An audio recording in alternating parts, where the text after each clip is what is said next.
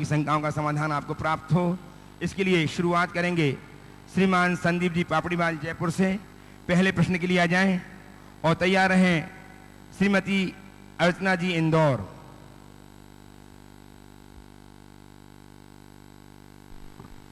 नमस्ते महाराज, मेरा नाम संदीप पापड़ीवाल है, मैं जयपुर से आया हूँ। आपके प्रवचन में कुछ समय से सुन रहा हूँ, उसमें आप कई बार एक जिक्र करते हैं कि जो प्राप्त है वो पर्याप्त है, पर मेरी एक शंका ये है महाराज कि आज जो टेक्नोलॉजी है रोज़ बदल रही है, कंपटीशन है, प्रतिस्पर्धा है, हमको अपने मतलब हम जैसे मैंने आपसे थोड़ी देर से पहले भी पूछा था कि जीवन व्यापन करने के लिए बहुत कुछ करना पड़ता है जो आज के 50 साल पहले नहीं था। अब समय बहुत बदल गया, हमारी ज़रूरतें बढ़ गई हैं। बेसिकली मैं आपसे सवाल जो पूछना चाहता हूँ, तो कितना प्राप्त करना चाहिए जो पर्याप्त हो, इसका क्या मतलब क्या बैलेंस होना चाहिए, राइट बैलेंस क्या होना चाहिए, ये एक मेरा प्रश्न है। बहुत अच्छी बात आपने उठाई है। प्राप्त को पर्याप्त मानो, मैंने ऐसा कहा है। और आपने पूछा है कि कितना प्राप्त हो जिसे पर्याप्त माने। मनुष्य के भीतर जब तक संतोष की भावना नहीं जगती तब तक वह कितना भी प्राप्त क्यों न कर ले पर्याप्त नहीं होगा, क्योंकि पर्याप्त की कोई सीमा नहीं। खासकर धन पैसे के साथ का गणित कुछ ऐसा है कि मनुष्य जितना पाता है उतना ही उसकी चाह बढ़ते जाती है। भगवान महावीर ने हमें इस विषय में बहुत पहले सावधान करते हुए कहा, जहां लाहो तहा लोहो, लोहो लाहे न बढ़ई। जितना जितना लाभ होता है उतनी उतनी लालसा बढ़ते जाती है। लोभ लाभ से बढ़ता है, तो लोभ लाभ का गणित बड़ा विचित्र है। इसलिए मनुष्य को चाहिए कहीं रुके, कभी रुके, एक डेडलाइन तो अपने हिसाब से बनाए कि मुझे बस इस टारगेट को टच करना, इसके बाद आगे नहीं जाऊंगा। और ये मनुष्य को स्वयं अपना आकलन करना पड़ेगा, बाकी ये तो अंतहीन है। मनुष्य की इच्छाएं जिसे कभी पूरी नहीं की जा सकती। एक है रिक्वायरमेंट, एक है डिजायर। रिक्वायरमेंट में भी एक एसेंशियल रिक्वायरमेंट और एक लग्जीरियस रिक्वायरमेंट। मैं कहता हूं इन दोनों को पूरा कर लो। पर डिजायर को कभी फुलफिल नहीं किया जा सकता, रिक्वायरमेंट पूरी की जा सकती है। मनुष्य अपनी आवश्यकता और आकांक्षाओं के भेद रेखा को जब तक नहीं समझता तब तक वह अपने जीवन में बदलाव घटित नहीं कर सकता। शांति चाहिए, प्रसन्नता चाहिए, आनंद चाहिए, तो उसे कहीं ना कहीं संतोष को अपनाना ही पड़ेगा। इसके अलावा और कोई रास्ता नहीं है। मृगमरीच का है, दौड़ते रहिए, दौड़ते रहिए। और सच्चाई यही है कि आज का युग आपाधापी का युग बन गया है। आज का मनुष्य पहले से ज़्यादा संपन्न हुआ है, लेकिन पहले से ज़्यादा परेशान भी है, क्योंकि वो चीज़ों की तरफ भाग रहा है, अपने मूल चीज़ से भूल रहा है, मूल तत्व से भूल रहा है। तो उसे चाहिए कि वह अपना अंतर विश्लेषण करे और ये सुनिश्चित करे कि जिस दिशा में मैं चल रहा हूं वो कितना सही है। कहीं ना कहीं उसे अपने डायरेक्शन को बदलना होगा, और जब तक वह राइट डायरेक्शन में नहीं आएगा उसकी पोजीशन नहीं सुधर सकती। समझ गए? आ जाए श्रीमती अर्चना जी इंदौर से, और तैयार है श्रीमती कल्पना जी बज कुचामन सिटी से। नमोस्तु गुरुदेव, मैं अर्चना जैन इंदौर से। मेरा प्रश्न है कि 12th क्लास के बाद बच्चे बाहर पढ़ने चले जाते हैं, तब घर में बहुत सूनापन हो जाता है, और ये मानसिक स्थिति हमारी जो होती है वो हमारे घर के परिवार के लोग नहीं समझ पाते और हमारे प्रति कुछ नेगेटिव धारणाएं भी बन जाती है। तो इस समस्या का हम समाधान कैसे करें? देखिए, बच्चों को बाहर पढ़ाना कई जगह आवश्यकता भी है और कई जगह फैशन भी बन गया है। सबसे पहले तो मैं उन लोगों से कहना चाहूँगा जो बच्चों को बाहर पढ़ाने के ज़्यादा हिमायती हैं। उन्हें ये देखें कि बाहर हम क्यों पढ़ाएं। क्या हमारे गांव शहर में अच्छे इंस्टीट्यूशंस नहीं हैं? अगर हमारे नज़दीक में अच्छा इंस्टीट्यूशन है तो हम उसे क्यों ना वरीयता दें। मेरी अपनी ये अवधारणा है कि टैलेंट के लिए इंस्टीट्यूशंस का बहुत बड़ा रोल नहीं होता। अगर किसी के पास टैलेंट है तो सामान्य इंस्टीट्यूट में पढ़ कर के भी वो ऊंचाइयों को छू सकता है, और किसी के पास खुद का टैलेंट नहीं है तो दूर दुनिया में कहीं जाए वो वह मंजिल नहीं पा सकता जिसे उसे पाना चाहिए। तो हम अपनी प्रतिभा को खुद निखारें और बच्चे की प्रतिभा को देखें, और अच्छा इंस्टीट्यूट मिलता है तो बाहर ना भेजें, और बाहर भेजना ही पड़े तो पहले अपनी मानसिकता को तैयार करें। सूनापन भी लगेगा, और कई बार बच्चों को बाहर भेजने से कई बातें बाहर हो जाती हैं। बच्चे पढ़ लिख करके जब लौटते हैं तो उनके संस्कार भी बदल जाते हैं। संगति के कारण कई बच्चों की प्रवृत्तियों में भी बदलाव आ जाता है। मैंने कई ऐसे बच्चों से बातचीत करके इस चीज़ को अनुभव भी किया है, और मैं ये चाहूँगा कि बच्चों को बाहर भेजने के फैशन से बचे। मैं कोलकाता में था, वहाँ एक सज्जन जो काफ़ी संपन्न थे अपने बेटे को लंदन भेजे ग्रेजुएशन करने के लिए, फिर पोस्ट ग्रेजुएशन के लिए। एवरेज बच्चा था। मैंने उनसे सवाल किया कि कोलकाता में एक से एक इंस्टीट्यूट हैं, देश भर के बच्चे यहाँ पढ़ने के लिए आते हैं, क्या तुम्हारे बच्चे का यहाँ एडमिशन नहीं हुआ? उनने कहा महाराज एडमिशन तो हुआ, पर मैंने सोचा मेरे पास पैसा है तो क्यों ना मैं बच्चों को बाहर भेजूँ, बाहर पढ़ाऊँ। मैंने उनसे सवाल किया कि आपने ये बात कही कि मैं अपने बच्चे को बाहर भेजूं क्योंकि मेरे पास पैसा है, ठीक है, आपका अपना निर्णय, आपका अपना बच्चा है, पर मैं आपसे ये पूछना चाहता हूं कि आपका बेटा बाहर गया तो क्या ज़्यादा सीख कर आया और यहाँ पढ़ता तो क्या पीछे रह जाता? बोला महाराज ये मैटर नहीं है, आज तो मैटर स्टेटस का बन गया है। वो बड़े खुले शब्दों में कहा उन्होंने, ये स्टेटस बन गया है। होता यह है कि गांव कस्बों के लोग अपने बच्चों को शहर में भेजते हैं, शहर के लोग महानगरों में भेजते हैं, और महानगर के लोग भी अपने से किसी बड़े महानगर की तरफ भेजना चाहते हैं, और ज़्यादा समर्थ हो जाए तो वो भारत की सीमा से बाहर जाने की कोशिश करते हैं, जबकि उसकी आवश्यकता नहीं। बाहर के लोग भारत आ जाते हैं और भारत के लोग बाहर जा रहे हैं, तो ये क्या है? तो इसकी औचित्य पर विचार होना चाहिए, और जहाँ जितनी आवश्यकता है उतना ही काम करना चाहिए। और फिर रहा सवाल सूनापन का, तो ये लगेगा उससे बचने का एक ही उपाय है, एकत्व की भावना भाव, अपना आध्यात्मिक ट्रीटमेंट लो। और ये मैं आप सबसे कहना चाहता हूँ कि ये आज की एक आवश्यकता हो गई। बच्चों को आप बाहर पढ़ने भेजो या ना भेजो, पढ़ लिख करके बच्चे को तो बाहर जाना ही है, ये तय है। अधिकतर लोगों के बच्चे पढ़ने लिखने के बाद बाहर ही जाते हैं, जाते हैं कि नहीं जाते?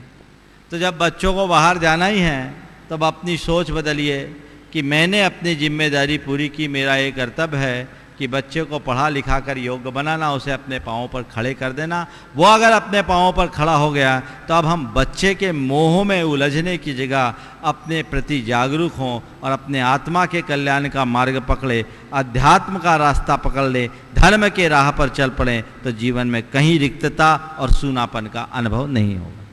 आइए श्रीमती कल्पना जी खुचामन सिटी से, और तैयार रहेंगे अमित पाटवादी खुचामन सिटी से। नमस्ते महाराज जी, मैं कल्पना बज कुचामन सिटी से। मेरी शंका है कि वह वृद्ध बीमार साधु जो बिहार नहीं कर सकते, उनका समाज के प्रति क्या उत्तरदायी है? देखिए, अगर कोई साधु वृद्ध अशक्त है, बिहार नहीं कर सकते, तो सबसे पहले उस साधु को चाहिए कि इधर उधर रहने की जगह अपने गुरु के पास जाए, किसी संघ में रहे या क्षेत्र पर रहे जहाँ उनके व्रतों का ठीक ढंग से अनुपालन हो सके और वे अपनी समाधि की साधना कर सकें। एकल वृद्ध अशक्त बीमार साधुओं का समाज के बीच रहने से कई बार असमाधि जैसी स्थिति बन जाती है, क्योंकि समाज में उतने सूझबूझ संपन्न लोग नहीं रहते जो उनकी ठीक ढंग से परिचर्या कर पाए, तो एक गड़बड़ी तो ये होती है। और दूसरी बात, समाज में यदि ऐसे कोई साधु हो तो समाज को चाहिए कि ये ना देखें कि ये साधु प्रवचन कर पाते हैं या नहीं, अपितु ये देखें कि हम उनकी परिचर्या में कोई कमी ना करें, हमारे द्वारा उनकी परिचर्या होते रहे, उस परिचर्या में कोई कोर कसर ना हो सके, ऐसा प्रयास सभी को करते रहना चाहिए। उनके प्रति जो भी आपका कर्तव्य है उसका करें, उनके आहार विहार की व्यवस्था करें, उनकी औषध अनुपान की व्यवस्था करें। अमित जी पाठवा दिया जाए कुचामन सिटी से। तैयार रहेंगे श्रीमान सुभाष जी बजात्या जयपुर मारवाड़ वाले जो ट्रस्टी हुआ है। गुरुवर के चरणों में सकल दिगंबर जैन समाज कुचामन सिटी की ओर से त्रिकालवार नमस्तु। गुरुवर मेरा प्रश्न है कि यान को अंतरिक्ष में जाने के लिए यान को अंतरिक्ष में जाने के लिए 32 जी गति की आवश्यकता होती है, तब 32 जी गति की आवश्यकता होती है, तब वो जाके अंतरिक्ष में पहुंचता है। तो मेरा ये प्रश्न है कि हमारी आत्मा जो होती है वो सिद्ध जिला तक पहुंचने में कितना समय लगता होगा? देखिए, यान को अंतरिक्ष में जाने में काफ़ी शक्ति और समय लगता है, लेकिन आत्मा को सिद्धालय में जाने के लिए मात्र एक समय लगता है। मात्र एक समय। यहाँ मुक्त हुआ, वहाँ गया। वो आत्मा की एक सबसे तीव्र गति होती। तो आत्मा की गति अनंत है, एक समय में 7 राज्यों की यात्रा कर लेते। अंतरिक्ष तो बहुत नीचे है और वह बहुत लोक के अंत तक जाते हैं, एक समय लगता। नमस्ते महाराज। आइए श्री गुणादन के ट्रस्टी श्री सुभाष जी बजात्या मरोठ वाले, और तैयार रहेंगे श्री कमल जी बज कुचामन से। हाँ बोलो। नमस्ते महाराज जी, मैं अजय पाटोदी नावा सिटी से। मेरी शंका, अगर किसी परिवार के किसी व्यक्ति की विवादास्पद स्थिति में मृत्यु हो जाती है और ये पता लगाना मुश्किल हो जाए कि मृत व्यक्ति ने आत्महत्या की है या उसकी हत्या हुई है, तो ऐसी स्थिति में उस परिवार के सदस्य को कितना सूतक लगे?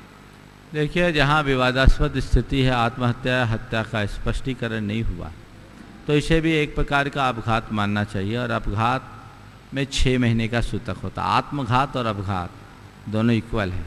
हत्या भी हुई है तो ये किसी पाप कर्म के उद्देश्य हुई है, 6 महीने का सूतक। लेकिन हमारे गुरुदेव का कहना है ये सूतक पूरे कुनबे को नहीं लगता, वो उस परिवार के केवल माता पिता और उनको लगता है जो एक चूल्हे में भोजन करते। आ जाइए श्री कमल जी बज कुचामन सिटी से, और तैयार रहेंगे श्रीमती रचना सिंघई गुरु सराय झांसी से। महाराज जी के पगा में मारा सगला घर का घना घना नमोस्तु। महाराज जी, मन हिंदी कम बोल पावे, मारवाड़ी में पर्सन पूछ सकोगी? बोलो। महाराज जी, मैं कमल बज कुचामणु बोलूँ। अपना सारा ही सिद्ध क्षेत्र और तीर्थ क्षेत्र ऊंचा ऊंचा पहाड़ा पर बनेड़ा है, और माखा जियान का के गोडा में दर्द रहे, मैं बटे कौन जा सका, तो मैं काई उपाय करांगा बटे नहीं जावा तो भी माने बत्तो ही पुण्य मिल जाए। जियान को तो रस्तो बताओ। और पहली का जमाना में अपना मुनिराज भगवान सब ऊंचा ऊंचा पहाड़ों तप तप पर मोक्ष गया। वे चलिया तो गया, पर भी टाइम कहीं अपने अटे नीचे धरती पर जगह को नहीं, या कोई नीचे घना मंदिर को नहीं, आ जो बटाऊँ तप तप पर चलिया जाता तो बढ़िया रहता। समझाओ महाराज। ठाको प्रश्न को आशय में समझ गयो। मैं जानू थे शायद आप पूछवाचार्य हूँ कि महाराज आखिर भगवान ऊंचा ऊंचा पहाड़ा सु मोक्ष क्यों गया। एक दिन एक जना बोला, महाराज भगवान तो अति ऊपर मोक्ष में चले गया, मारो तो ऊपर चलता चलता पग टूट गयो और बैठा गयो तो केवल पगलिया मिला। बात सही है, लेकिन इसके साथ बहुत गहरा रहस्य है, समझिए। हमारे तीर्थंकर भगवंतों ने पर्वतों से निर्वृत्ति मुक्ति को क्यों पाया, इसका एक रहस्य है। एक बार मुझसे किसी ने एक सवाल किया था कि जैन तीर्थ प्रायः पर्वतों पर है और वैष्णव तीर्थ प्रायः नदियों के किनारे, आखिर ऐसा क्यों? मैंने उन्हें जो जवाब दिया, आपके प्रश्न के संदर्भ में मैं वही कहना चाहूँगा। कहने को तो मैं मारवाड़ी में भी कह सकूँ, लेकिन सबके लिए मैं हिंदी का ही प्रयोग कर रहा हूँ। मैंने उनसे कहा कि देखिए, हर साधना के पीछे उसके साथ जुड़ा हुआ दर्शन होता है। जैन साधना पुरुषार्थ प्रधान साधना है, ज्ञानवादी मार्ग। जिस साधना में व्यक्ति को स्वयं अपना उत्कर्ष करना होता है, अपने बल पर ऊंचाई को छूना होता है। और वैदिक साधना भक्त में आत्मा को परमात्मा में मिलाने की बात है। जैन साधना आत्मा को परमात्मा बनाने की बात करती है। तो आत्मा को परमात्मा बनाने के लिए उसे खुद अपने आप में पुरुषार्थ करना पड़ता है, अपनी आत्मा में लगी विकृतियों को दूर करने का उपक्रम करना होता है। लेकिन आत्मा को परमात्मा में मिलाने के लिए कुछ नहीं, केवल अपने आप को समर्पण करना पड़ता है, समर्पित करना पड़ता है। तो आप नदी को देखो, नदी हमें समर्पण का पाठ पढ़ाती है। नदी बहती है और सागर में जा मिलती है। वैदिक साधना कहती है यदि अपने परमात्मा को पाना है, परमात्मा में मिलना है, तो नदी की तरह बहना शुरू कर दो। शायद इसलिए वैदिक तीर्थ नदियों के किनारे बनते हों। और जैन साधना कहती है कि अपने आप को उत्कर्ष तक पहुंचाना है तो अपने दम पर चलो, खुद अपने मार्ग पर चलो, रास्ते के कांटों कंकड़ों को हटाते हुए चलो, अवरोधों को दूर करो, तब तुम ऊंचाई पर चढ़ पाओगे। तुम्हारा लक्ष्य किसी नदी की तरह बहने का नहीं, तुम्हें ऊपर चढ़ाई चढ़ना होगा। इसलिए जैन साधकों ने पर्वतों को चुना। इसके पीछे एक और रीजन, जैन साधना में कर्म के नाश की बात होती है। और कर्म का नाश करना, कर्म का क्षय करना, कर्म का विनाश करना, कर्म को भस्म करना है, ये अग्नि तत्व प्रधान साधना। इसमें तपस्या है, तपस्या अग्नि तत्व प्रधान है। और वैदिक साधना में भक्ति की प्रमुखता है, समर्पण की प्रमुखता है, समर्पण जल तत्व प्रधान है। तो जैन साधना अग्नि तत्व प्रधान होने के कारण ऊंचे ऊंचे पर्वतों को हमारे साधकों ने चुना कि ऊपर जाएंगे, जल्दी कर्म को भस्म कर डालेंगे। और भक्ति तत्व की प्रधानता के कारण नदियों के किनारों को चुना। अब रहा सवाल कि इतने ऊंचे तीर्थ पर जाए तो हमको क्या मिलेगा? तीर्थंकर नीचे ही चले जाते। एक बार एक व्यक्ति ने शिखर जी में मुझसे पूछा कि इतने ऊपर गए, कम से कम हम लोगों का तो याद रखते, महावीर भगवान की तरह जमीन से ही चले जाते। पावापुर में महावीर भगवान और चंपापुर में वासुपूज्य भगवान भूतल से गए। तो हमने कहा यही तो नतीजा है कि जो भगवान पहाड़ से गए उनके पास तो लाइन लगती है और महावीर भगवान के पास कोई जाना पसंद नहीं करता। क्यों गए भगवान ऊपर? शायद उन सब के मन में हम सब के प्रति कोई प्रशस्त भावना रही हो। ये आने वाले युग के लोग प्रमादी होंगे, तपस्या करना भूल जाएंगे, इसलिए दूर चलो, कम से कम हमारे अनुराग में तो ऊपर आएंगे और तपस्या करेंगे। अब पग तोड़ता तोड़ता ऊपर पूग्या, फिर पगल्या मिला। ध्यान रखो, भगवान के चरणों में जाओ, भगवान मिले या ना मिले, भगवान के चरण मिल जाए और उनके चरण को पकड़ लोगे, तुम्हारा जीवन धन्य हो जाएगा। और हमारे यहाँ चरण नहीं पूजा जाता, चरण चिन्ह पूजा जाता है। वो चरण चिन्ह इस बात के द्योतक है कि जिस रास्ते पर भगवान निकले हैं, गुजरे, बस उसके पीछे चल जा, मुड़ के मत देखना, सिद्धालय तक पहुंच जाओ। आइए श्रीमती रत्ना सिंह गुरुसराय झांसी से और तैयार रहेंगे श्रीमती प्राची जैन गुना मध्य प्रदेश से। नमोस्तु महाराज श्री। मेरा प्रश्न है कि वर्तमान समय में धर्म का ह्रास क्यों होता जा रहा है?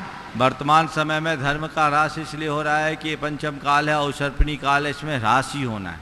समझ गए? काल का प्रभाव। चलिए, प्राची जैन गुना से तैयार है श्रीमती विजया वाफना मकराना से। महाराज जी, जो जीव जिन जीवों का मोक्ष जाना तो निश्चित हो गया है, पर वो अभी वर्तमान समय में नरक में या स्वर्ग में है, तो वो क्या पूजनीय है? पुण्यहीन है, पाप को भोग रहे हैं। समझ गए? हाँ, हम लोग मतलब हम लोगों के लिए वो पूजनीय है।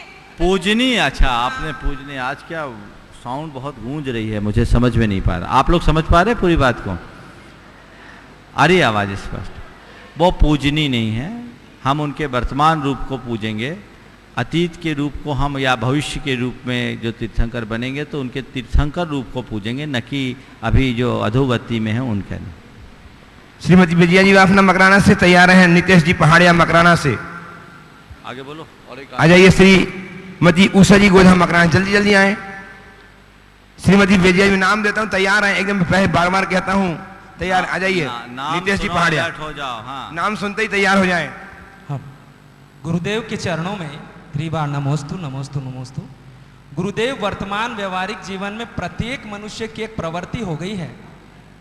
वर्तमान व्यवहारिक जीवन में प्रत्येक मनुष्य की एक प्रवृत्ति हो गई है कि वो अपनी अनुकूलता के हिसाब से निर्णय लेता है।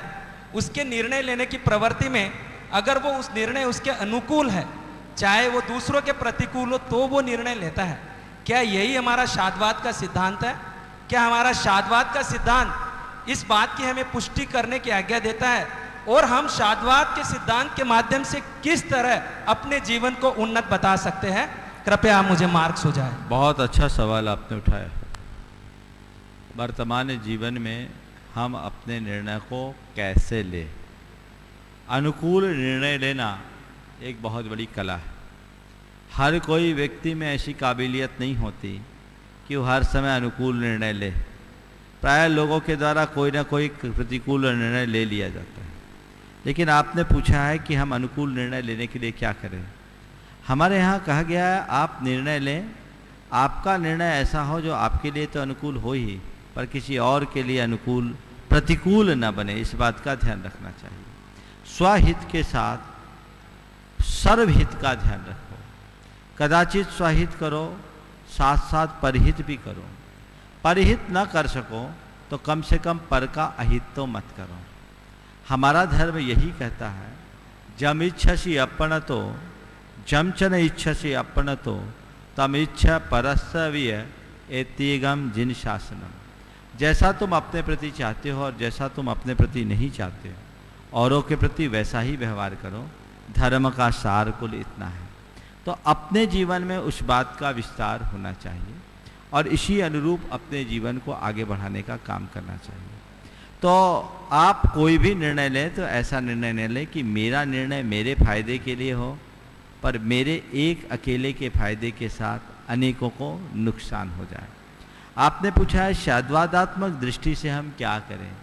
तो शादवाद हमेशा ये कहता है कि कभी अगर तुम्हारे निर्णय से कोई प्रभावित होता है तो तुम अपनी दृष्टि को थोड़ा बदलो और सामने वाले के निर्णय को देख करके सोचो कि उससे मुझे कोई नुकसान तो नहीं हो रहा है, और यदि सामने वाले के लाभ में मेरा कोई नुकसान नहीं होता तो उसके लाभ को अपना लाभ मान करके चलना चाहिए। ये शादवाद का सिद्धांत।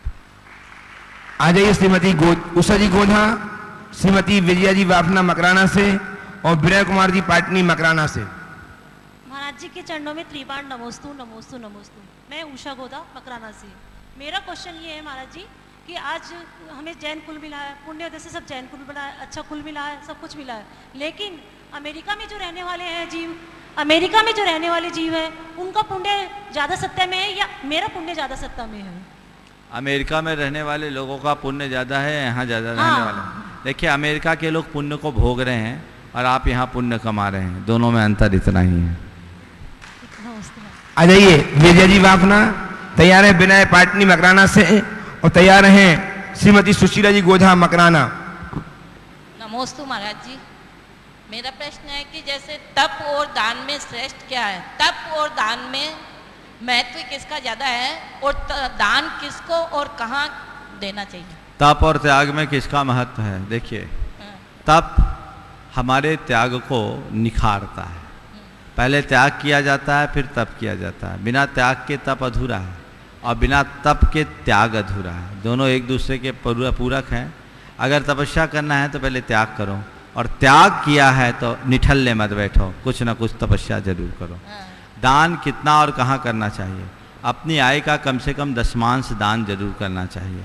और दान के 7 स्थान है: जिन बिंब जिनागार जिन यात्रा प्रतिष्ठिकम दान पूजा सुसिद्धांत लेखनम सब क्षेत्रियों। जिन बिंब का निर्माण, जिन मंदिर का निर्माण, तीर्थ यात्राएं करना, प्रतिष्ठाएं करना, चतुर्विध संघ को दान देना, लोगों को करुणा दान देना तथा पूजा पाठ में अपना द्रव्य लगाना, शास्त्र के प्रकाशन में लगाना, ये 7 क्षेत्र महापुण्य के कारण। नमस्ते। अजय बनर्जी पाटनी, विनय पाटनी, और तैयार रहेंगे श्रीमती सुशय जी गोझा, तैयार हैं श्रीमती वर्षा जी झांझरी कुचामन सिटी से। नमोस्तु नमोस्तु नमोस्तु। मैं विनय पाटनी मकराना से। महाराज जी, मेरा प्रश्न यह है कि मंदिर में दर्शन करने के बाद 3 परिक्रमाएं क्यों लगाई जाती है, वैसा क्या फल मिलता है? मन वचन काय से भगवान की भक्ति कर रहे हैं, इसलिए हम 3 परिक्रमा लगाते हैं, उसका फल हमारा विशिष्ट पुण्य होता है। चलिए आ जाइए श्रीमती सुशीला जी गोझा, तैयार हैं श्रीमती वर्षा जी झांझरी, उषा जी झांझरी कुचामन सिटी से।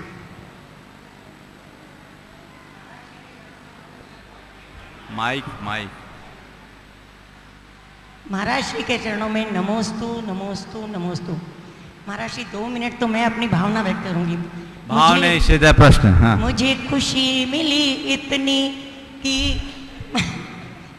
अतिक्रमण नहीं करो, सवाल पूछो। मुझे खुशी मिली इतनी कि पल में ना समाए, पलक बंद कर लूं और गुरु समा जाए, पलक बंद कर लूं और गुरु समा जाए। नमस्ते गुरुवार। अब मेरा प्रश्न ये है महाराज जी, एक माँ अपने बच्चों को सेम संस्कार में, सेम वातावरण में, हर एक सुख सुविधा सबको एक साथ देती है, फिर भी ऐसा क्यों कि एक बच्चा बहुत धार्मिक और सब तरह से समर्पित और दूसरे बच्चे इतने नहीं? ऐसा मेरा पाप कर्म का उदय है या क्या है? इसमें मुझे मार्गदर्शन कीजिए। हमारे जीवन के निर्माण में संस्कार और संगति का असर तो होता ही है, लेकिन संस्कार और संगति के साथ साथ हमारे अपने अलग अलग कर्म भी होते हैं। तो कई बार हमारे कर्म जब हावी हो जाते हैं तो संस्कार और संगति का प्रभाव उतना नहीं दिखता। इसलिए इसी का ये परिणाम है कि समान वातावरण और समान संस्कार मिलने के बाद, समान संगति में रहने के बाद भी हर बच्चे के व्यक्तित्व में एक रूपता नहीं होती। धन्यवाद। श्रीमती वर्षा जी झांझरी, उषा जी झांझरी, और तैयार हैं बीना जी गंगवाल कुचामन से तीनों। महाराज श्री के चरणों में नमोस्तु। महाराज श्री, मेरा प्रश्न ये है कि मंदिर में भगवान की प्रतिमा के सामने सांसारिक सुखों के बारे में सोचना या उनको मांगना सही है या गलत? मंदिर में भगवान की प्रतिमा के सामने सांसारिक सुखों को मांगना या उनके बारे में सोचना सही है या गलत? पेड़ के नीचे जाकर के कोई छाया मांगे उसको क्या कहोगे? बोलो। घने पेड़ के नीचे गया और कहा है पेड़ मुझे छाया दो, उसको क्या बोलोगे? बोलो तो क्या बोलोगे? मूर्ख की समझदार? क्या? हाँ, नहीं समझ रही मेरी बात को? कोई व्यक्ति पेड़ के नीचे जाए और वो पेड़ से कहे हे पेड़ मुझे छाया दो, उस व्यक्ति को आप क्या कहोगी? नहीं समझ में आई? कंफ्यूज हो गई। अरे पेड़ के नीचे छाया मांगने वाला समझदार है कि पागल? समझ गए? अब मैं और कुछ बोलूं? चलो। उषा झांझरी, बीना जी गंगवाल तैयार रहे, और तैयार हैं श्री विजय जी बज कुचामन सिटी से। महाराज श्री के चरणों में कोटि कोटि नमन। महाराज श्री, प्रतिमा में अतिशय कैसे आता है? प्रतिमा में अतिशय कैसे आता है? हमारी भक्ति के प्रताप से, भावों के प्रभाव से। बीना जी गंगवाल आ जाए, तैयार हैं विजय जी बज, बीना जी गंगवाल, और तैयार रहें श्रीमती उषा जैन मकराना। नमस्ते गुरुदेव। गुरुदेव, अभी कुछ दिन पहले प्रवचन में आपने कहा था कि माता पिता और गुरु का आशीर्वाद लो तो 4 दिन में होने वाला काम 4 घंटे में पूरा हो जाता है। लेकिन कई लोग इतने पुण्यहीन क्यों होते हैं कि आशीर्वाद लेने के बाद भी उनका काम सफल नहीं होता? कई लोग इतने पुण्यहीन क्यों होते हैं? उनकी किस्मत कमजोर होती है या पुण्य कमजोर होता है, क्या होता है? ऐसा है कि आशीर्वाद से काम में शीघ्रता आती है, लेकिन सारा काम केवल आशीर्वाद से ही हो जाए तो फिर तो हम लोग पकड़ पकड़ के सबको आशीर्वाद देंगे। एक कार्य की उत्पत्ति में अनेक कारण होते हैं। उन्हें चाहिए कि उनका आशीर्वाद तो ले ही, सेवा भी करे और अपने पुण्य को प्रगाढ़ बनाए ताकि रुके कर्म ठीक हो। आइए विजय जी बैज, तैयार है श्रीमान संजय जी धारीवाल मकराना। महाराज जी के चरणों में नमोस्तु। महाराज जी, मेरा प्रश्न ये है कि आज के ज़माने में गुणहीन लोग दूसरे के गुण को समझना नहीं चाहते हैं। गुणहीन लोग दूसरों के गुण को गुणहीन लोग गुण को समझते नहीं है, और जो गुणी होते हैं उनके गुण को लोग नहीं समझते, ऐसा क्यों?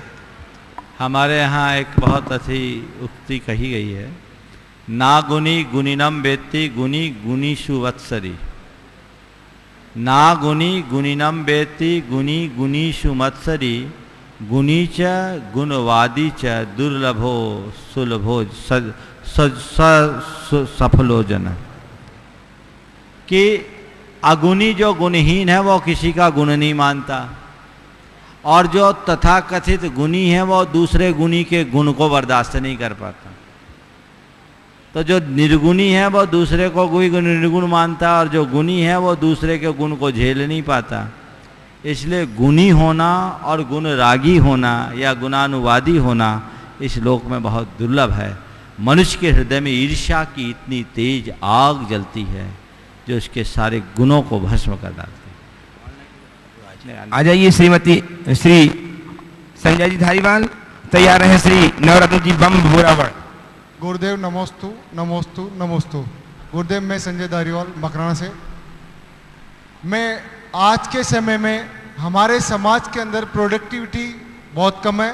प्रोडक्टिविटी का मतलब मेरा है कि आज के जो बच्चे हैं गरीब तबके और मिडिल क्लास से जो आगे पढ़ाई करना चाहते हैं, तो समाज उसको आगे पढ़ाई में योगदान दे और उनको पढ़ाएं ताकि हमारा जैन समाज का कल्याण हो सके।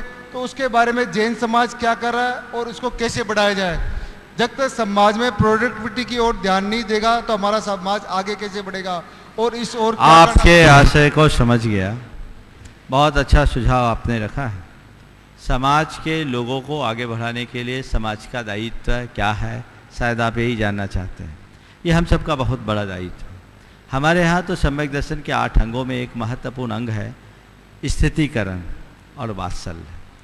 हम स्थितिकरण अंग को व्यापक संदर्भ में समझें, और हमारी कोशिश होनी चाहिए कि अगर कोई व्यक्ति सक्षम है तो दूसरे अक्षम आदमी को सक्षम बनाए। यदि हम सक्षम होते हुए भी किसी अक्षम के लिए सहारा न दें तो हमारी सक्षमता पर ही प्रश्न चिन्ह लग जाता है। तो यदि तुम्हें सामर्थ्य मिली है तो किसी असमर्थ को समर्थ बनाओ। मेरे संपर्क के अनेक ऐसे लोग हैं जो समाज के ऐसे लोगों के लिए काफ़ी अच्छा योगदान देते हैं। मैं कहूँगा कि हमारे समाज के हर समर्थ आदमी ये संकल्प ले ले कि हम केवल एक आदमी को समर्थ बनाएंगे, हमारी समाज बिल्कुल समर्थ हो जाएगी। मेरे पास एक डेटा आया था, उसके अनुसार हमारी समाज में 20% वर्ग ऐसा है जो सुसंपन्न है, और 20% ऐसा है जो अपेक्षाकृत कमज़ोर है। बाकी 60% ठीक है। तो मैं यही कहता हूँ जो 20% संपन्न लोग हैं ना, एक एक व्यक्ति केवल एक एक आदमी के जीवनोद्धार का संकल्प ले ले तो हमारी समाज 100% समर्थ हो जाएगी। और इसकी पहल होनी चाहिए, ये प्रयास होना चाहिए। एक व्यक्ति जो भी समर्थ है तय करो, हर वर्ष मैं एक कमजोर आदमी को मजबूत बनाऊंगा, तुम्हारा बहुत बड़ा कंट्रीब्यूशन हो जाएगा समाज के लिए। और ऐसा कहते हैं न धर्मो धार्मिकेर बिना, धर्मात्मा के बिना धर्म नहीं टिक सकता। इसलिए ऐसा करने का प्रयास करना चाहिए। अजय श्री नवरत्न जी बम्ब बुरावड़ ये निवेदन और तैयार रहें। अब इसको यहाँ ब्रेक करें, आगे आने दो, फिर बात इसी का रिलेटेड है। हाँ, हम हमारे समाज में एक मंदिर से दूसरा मंदिर बनाने की होड़ लगी हुई है, लेकिन हम शिक्षा के प्रति एक आपके आशय को मैं समझ लिया। सुनो, हम केवल मंदिर को ही क्यों अटैक करते हैं? शादी ब्याहों में होने वाले फिजूल खर्ची हमको खर्चे नहीं दिखते हैं। तय करो कि हम एनिवर्सरी में पैसा खर्चा नहीं करेंगे फालतू, शादियों में करोड़ों रुपया नहीं फूकेंगे, ये तो पुण्य में लगने वाला पैसा, इसको क्यों रोकते हो? पाप में लगने वाले पैसे को नियंत्रित करो, जीवन आगे बढ़ेगा। नमस्ते महाराज। नवरत्न जी बम्ब बुरावड़ आ जाइए जल्दी से, और तैयार हैं श्रीमती संगीता जी गोधा। संगीता जी गोधा। नमोस्तु महाराज जी, नमोस्तु महाराज जी, नमोस्तु महाराज जी। मेरा प्रश्न है, हमारे सामने आचार्य जी और मुनि महाराज जी दोनों साथ आ रहे हैं, तो हम उनकी पहचान कैसे करेंगे?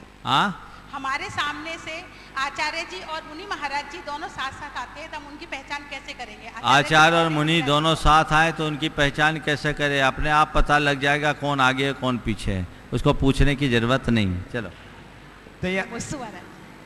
नवरत्न तैयार रहेंगे श्रीमान श्याम सुंदर जी स्वामी नमोस्तु महाराज जी, मेरा नाम नवरत्न जैन है बोरावड़ से। मेरा क्वेश्चन ये है कि समा याचना पर्व सकल जैन समाज श्वेतांबर एवं दिगंबर एक साथ कब मनाएंगे और कब और कौन से वर्ष में? आपने पूछा है कि क्षमावानी पर्व दोनों समुदाय के लोग कब मनाएंगे। जब दोनों मिलकर एक हो जाएंगे तब मनाएंगे। मैं तो ये कहता हूँ क्षमावानी पर्व आप एक साथ मनाएं या न मनाएं, कम से कम क्षमावानी मनाने वाले लोग तो वक्त पर एक साथ हो जाए, इसी में हमारा जीवन धन हो जाए। जब भी जरूरत पड़े हम एक हों, हमारी आवाज़ एक हो। समारोह को एक साथ करना बहुत अच्छी बात है, पर केवल समारोहों में साथ होने से मतलब नहीं है। हमें तो हर पल में एक दूसरे का साथ रखना चाहिए। हम एक हों, हमारी आवाज़ एक हो, तभी समाज आगे बढ़े।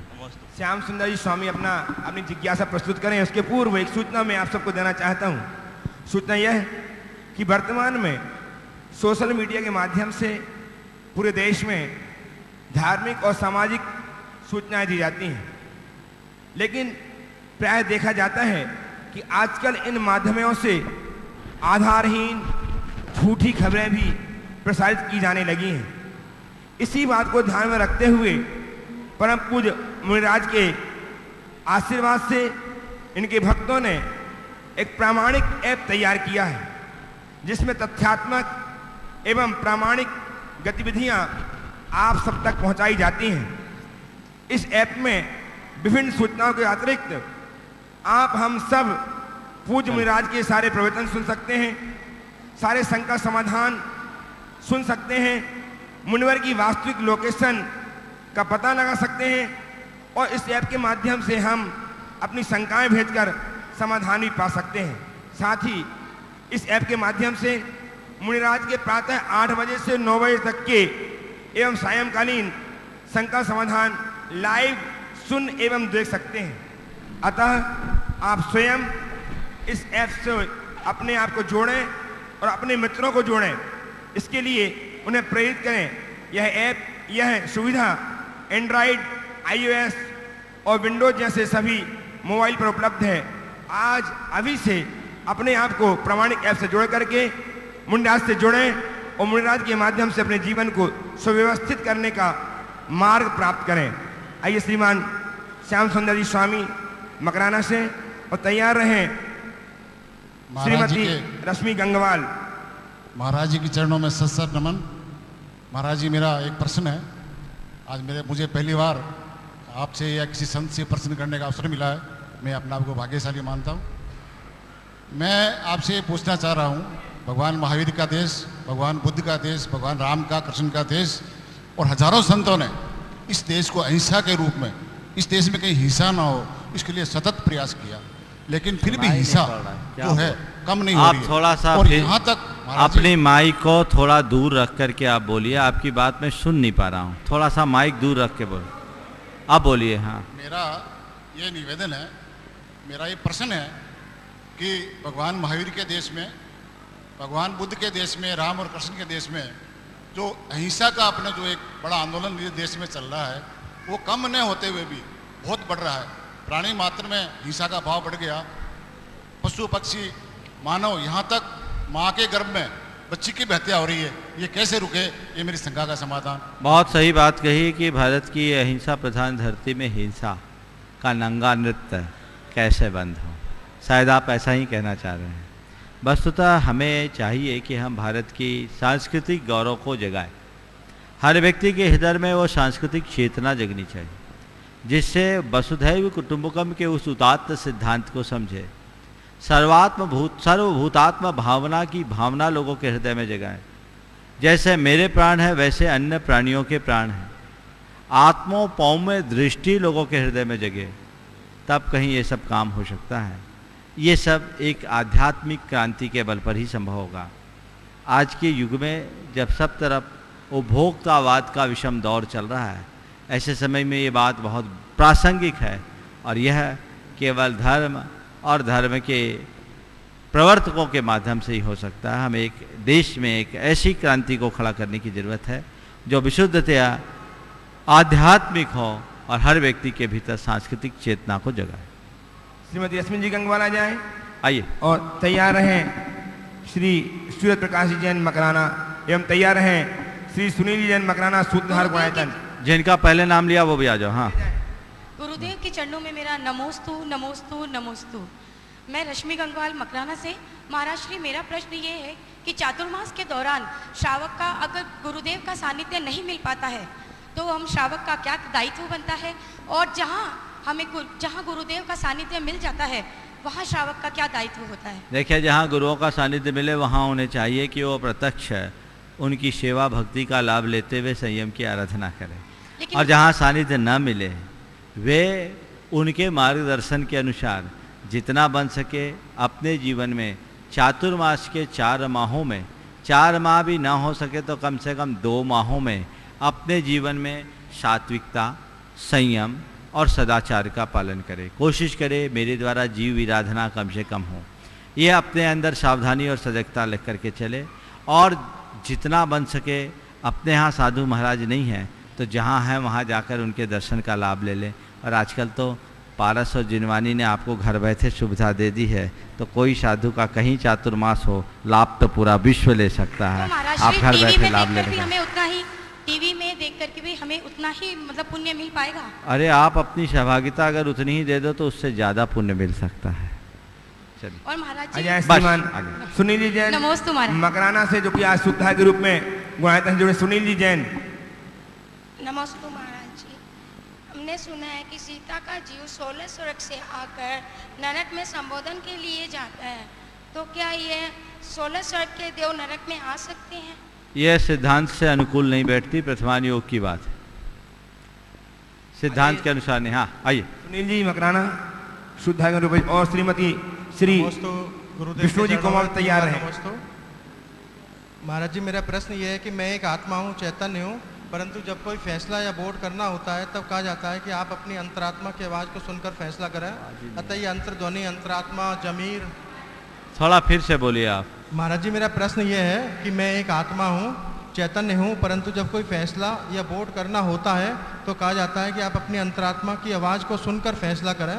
अतः ये अंतर्ध्वनि, अंतरात्मा, जमीर क्या है जैन धर्म के अनुसार? बहुत अच्छी सवाल किया है कि हम एक तरफ तो आत्मा शुद्ध चैतन्य स्वरूप हूँ, और जब ये कहा जाता है कि अपनी अंतरात्मा की आवाज़ को सुन करके निर्णय ले, तो ये क्या है? वस्तुतः हमारी आत्मा में तो कोई आवाज़ नहीं।